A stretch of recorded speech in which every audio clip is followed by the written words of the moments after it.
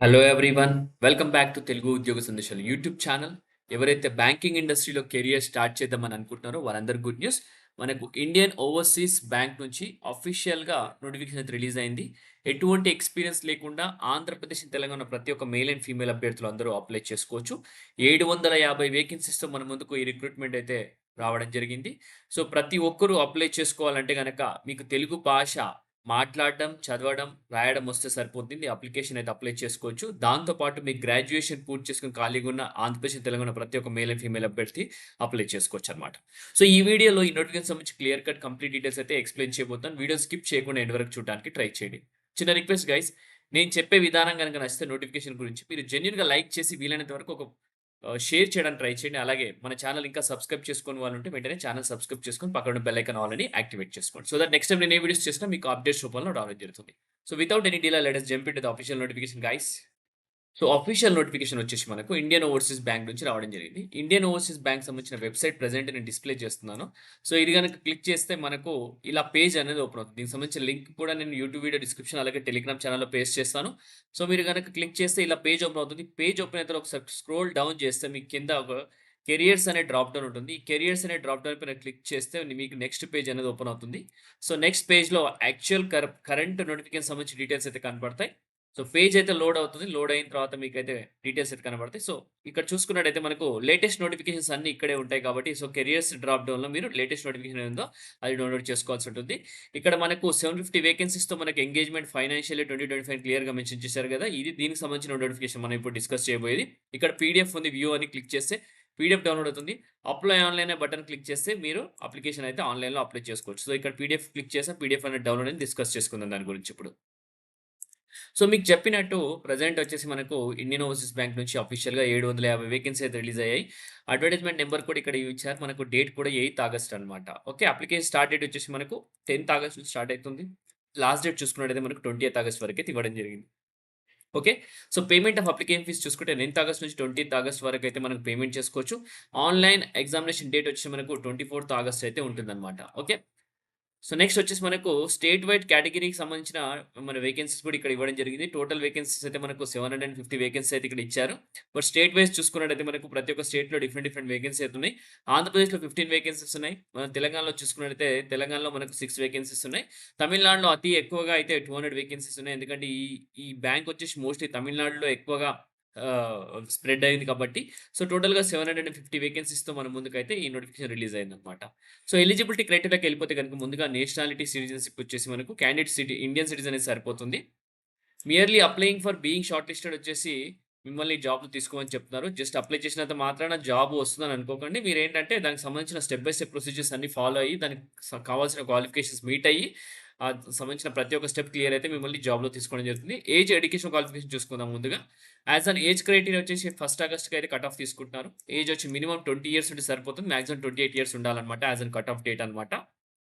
దాంతో పాటు SC, ST, ఓబీసీకి, పీడబ్ల్యూడీకి as per government of India guidelines ప్రకారం ఏజ్ రిలాక్సేషన్ అయితే ఉంటుంది. సో ఎడ్యుకేషన్ క్వాలిఫికేషన్‌లోకెళ్ళిపోతే ఏ డిగ్రీ, ఎనీ గ్రాడ్యుయేషన్ అన్నమాట. Any discipline from a university recognized by government of India అని క్లియర్‌గా మెన్షన్ చేశారు. సో ఏ డిగ్రీ అయినా పర్లేదు. గవర్నమెంట్ ఆఫ్ ఇండియా రిజిస్టర్డ్ అయ్యి ఉండాలని క్లియర్‌గా మెన్షన్ చేస్తున్నారు. Candidates registered under the national apprenticeship training scheme NATS the result of graduation must be declared between 1/4/2021 నుంచి 1/8/2025. సో గ్రాడ్యుయేషన్ ఏవైతే పూర్తి చేసుకున్నారో ఆ రిజల్ట్ వచ్చేసి 1/4/2021 నుంచి 1/8/2025 మధ్యలో డిక్లేర్ అయిన వాళ్ళు మాత్రమే అప్లై చేసుకోవాలా. మీరొచ్చేసి నేషనల్ అప్రెంటిస్‌షిప్ ట్రైనింగ్ నాట్స్ పోర్టల్‌లో కూడా రిజిస్టర్ చేసుకోవాల్సి ఉంటుందని క్లియర్‌గా మెన్షన్ చేస్తారు. సో షెడ్యూల్డ్ కాస్ట్, షెడ్యూల్డ్ ట్రైబ్స్‌కి 5 ఇయర్స్ ఏజ్ రిలాక్సేషన్ ఉంటుంది. ఓబీసీకి వచ్చేసి 3 ఇయర్స్, పీడబ్ల్యూడీ క్యాడర్స్‌కి 10 ఇయర్స్ అయితే రిలాక్సేషన్ అయితే ఉంటుందన్నమాట. అలాగే విడోస్, డివోర్స్డ్ విమెన్, అలాగే women legally separated from their husbands who have not remarried వచ్చేసి 35 ఇయర్స్ వరకు అయితే రిలాక్సేషన్ ఉంటుంది. జనరల్ ఈడబ్ల్యూఎస్ 38 ఇయర్స్ అని క్లియర్‌గా మెన్షన్ చేయడం జరిగింది. ఓకే. సో నెక్స్ట్ వచ్చేసి మనకు కావాల్సిన ఇన్ఫర్మేషన్ వచ్చేసి సెలక్షన్ క్రైటీరియాలోకెళ్ళిపోతే గనక ఎగ్జామినేషన్ ప్యాటర్న్ ఏంటి? అసలు స్టైఫండ్ ఎంత ఇస్తారు? ఎందుకంటే ఇది అప్రెంటిస్‌షిప్ నోటిఫికేషన్ కాబట్టి స్టైఫండ్ చూసుకున్నట్టయితే మనకు సెలెక్టెడ్ క్యాండిడేట్స్‌కి వచ్చి స్టైఫండ్ ఇవ్వడం జరుగుతుంది. బ్రాంచ్ కేటగిరీలో వచ్చేసి మనకొచ్చి మెట్రో అయితే 15,000 ఇస్తారు. అర్బన్ అయితే 12,000 ఇస్తారు. సెమీ అర్బన్ అయితే 10,000 అయితే ఇవ్వడం జరుగుతుందన్నమాట. సో ఇక్కడ నోట్ కూడా ఇవ్వడం జరిగింది. చూసుకున్నట్టయితే మనకొచ్చేసి ఇంక్లూడింగ్ సబ్సిడీ అమౌంట్ అని క్లియర్‌గా మెన్షన్ చేయడం జరిగింది government of India. So bank will make payment as detailed below for candidates selected under NATS portal అన్నమాట. సో మెట్రోలో అయితే 15,000 నుంచి మనకు రావడం జరుగుతుంది. 15,000 వరకు స్టైఫండ్. అందుట్లో 4,500 మైనస్ చేస్తే మనకు 10,500 అయితే రావడం జరుగుతుంది. అర్బన్‌లో 12,000, 4,500 వచ్చేసి మీకు డైరెక్ట్ బెనిఫిట్ ట్రాన్స్‌ఫర్ కింద గవర్నమెంట్ ఆఫ్ ఇండియా ఇవ్వడం జరుగుతుంది. సో టోటల్‌గా సెమీ అర్బన్‌లో వచ్చేసి 10,000 వస్తుంది మనకు. 4,500 గవర్నమెంట్ నుంచి వస్తుంది. సో అబోవ్ స్టైఫండ్ వచ్చేసి మనకు will be paid to the apprentice bank account each month after adjusting unauthorised leaves ఏదైనా లీవ్స్ గనుక మీరు తీసుకున్నట్టుంటే అన్‌ఆథరైజ్డ్ లీవ్స్ అవన్నీ అడ్జస్ట్ చేసిన తర్వాత ప్రతి నెల మనకైతే ఈ అప్రెంటిస్‌షిప్ సంబంధించిన అమౌంట్ అయితే రావడం జరుగుతుంది. డైరెక్ట్ బెనిఫిట్ ట్రాన్స్‌ఫర్ కింద గవర్నమెంట్ ఆఫ్ ఇండియా నుంచి ఎవ్రీ మంత్ 4,500 వస్తుంది. మిగతాది బ్యాంక్ పే చేస్తుందన్నమాట. సో సెలక్షన్ ప్రాసెస్ చూసుకుంటే online examination and test local language wherever applicable and personal interaction అని క్లియర్‌గా మెన్షన్ చేస్తున్నాడు.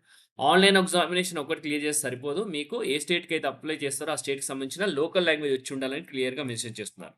సో ఆన్‌లైన్ రిటన్ టెస్ట్ చూసుకున్నట్టయితే మనకొచ్చేసి ప్యాటర్న్ చూసుకుందాం. మనకు 4 సెక్షన్స్ ఉంటాయి. ఫస్ట్ సెక్షన్ వచ్చి జనరల్ అవేర్‌నెస్ ఉంటుంది. ఫైనాన్షియల్ అవేర్‌నెస్ 25 క్వెషన్స్ 25 మార్క్స్‌కి. ఇంగ్లీష్ లాంగ్వేజ్ 25 క్వెషన్స్ 25 మార్క్స్‌కి. Quantitative aptitude 25 questions 25 marks. అలాగే కంప్యూటర్ నాలెడ్జ్ 25 క్వెషన్స్ 25 మార్క్స్. టోటల్‌గా 100 క్వెషన్స్‌కి అయితే ఈ ఎగ్జామ్ ఉంటుంది మనకు. 90 మినిట్స్ డ్యూరేషన్ అయితే ఉంటుందన్నమాట. Okay. So all applicants who have paid the examination fee will receive the intimation from BFSI sector skill council of India అని క్లియర్‌గా మెన్షన్ చేస్తున్నారు. About the timing of the examination. Candidates will be required to score a minimum percentage of mark on aggregate decided by the bank. For SC, ST candidates 5% relaxation available. So minimum percentage marks తెచ్చుకోవాల్సి ఉంటుంది. మీరు ఒకవేళ ఈ written test రాస్తే గనుక SC, ST, PWD క్యాండిడేట్స్‌కి, OBC క్యాండిడేట్స్‌కి అయితే 5% రిలాక్సేషన్ అయితే ఉంటుంది కంపేర్ టు ఓసీ క్యాండిడేట్స్ అన్నమాట.